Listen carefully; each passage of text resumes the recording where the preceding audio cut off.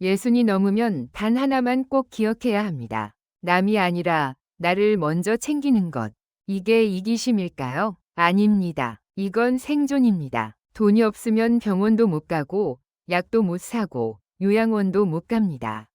자녀들도 여러분을 책임질 여유가 없습니다. 친구들은 여러분이 어려울 때 외면합니다.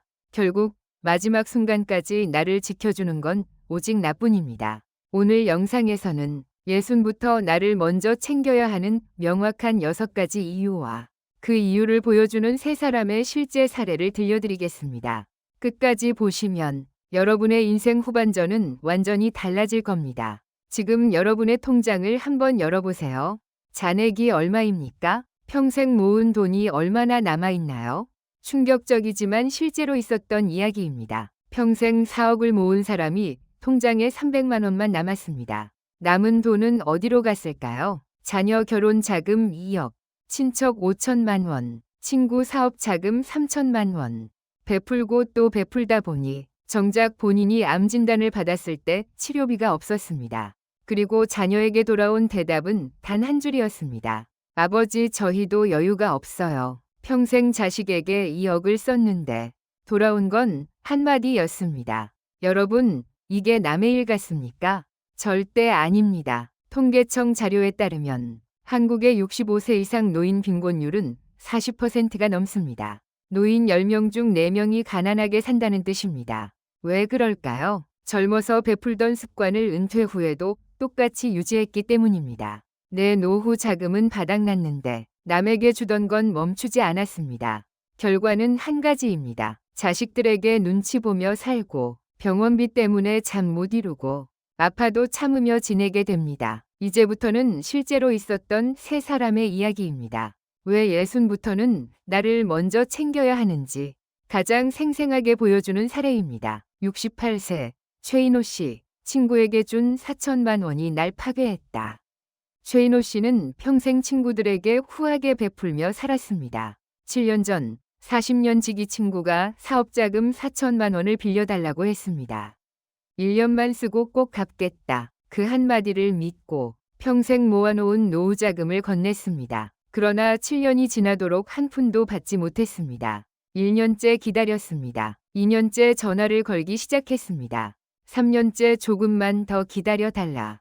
4년째 전화를 받지 않습니다. 5년째 전화번호가 바뀌었습니다. 7년째 그 친구는 새 차를 샀습니다. 그 돈 때문에 최인호 씨는 당뇨고혈압 약을 한 달 걸러 먹습니다. 약값이 아깝기 때문입니다. 빌린 친구는 새 차를 타고 다니는데 빌려준 사람은 약값을 걱정하며 삽니다. 65세 윤정혜 씨, 2억 5천을 준 두 딸. 정작 900만 원은 안 줬다. 윤정혜 씨는 두 딸에게 평생을 헌신한 어머니였습니다. 대학 등록금, 유학비, 결혼 자금, 신혼집 전세금, 지출한 금액만 총 2억 5천만 원. 은퇴 후에도 매달 60만 원씩 용돈을 주었습니다. 두 딸 합치면 매달 120만 원. 6년 동안 8,600만 원입니다. 그러다 척추 협착증으로 수술비 900만 원이 필요해졌습니다. 통장에 돈이 부족해 딸들에게 부탁했습니다. 큰딸, 아이들 학원비 때문에 여유가 없어요. 작은딸, 남편 사업이 어려워요. 2억 5천을 줬는데 900만 원은 도와주지 않았습니다. 결국 윤정혜 씨는 대출을 받아 수술했고 매달 이자 30만 원을 갚아가고 있습니다. 용돈을 중단하자 딸들은 요즘 왜 이렇게 인색해지셨어요? 라며 서운함만 표현했습니다. 72세 강태성 씨, 40년 살던 집에서 쫓겨났다. 강태성 씨는 세무사의 말을 믿고 40년 동안 살던 강남 아파트를 두 아들에게 미리 증여했습니다. 상속세 절약, 현명한 선택이라고 믿었죠. 하지만 4년 전 아들들 사이에 갈등이 시작됐습니다. 큰아들이 말했습니다. 아파트 팔아서 사업 자금으로 쓰자. 작은아들도 결국 동의했습니다. 이미 소유권은 아들들 것이었기에 강태성 씨는 말릴 수도 없었습니다. 결국 아파트는 13억에 팔렸습니다. 큰아들은 7억, 작은아들은 6억을 가져갔습니다. 부모에게 돌아온 돈은 0원이었습니다. 태성 씨 부부는 월세 50만 원짜리 작은 집으로 쫓기듯 이사했습니다. 부모는 월세방에서 늙어가는데 자식은 그 돈으로 더 큰 아파트로 이사했습니다.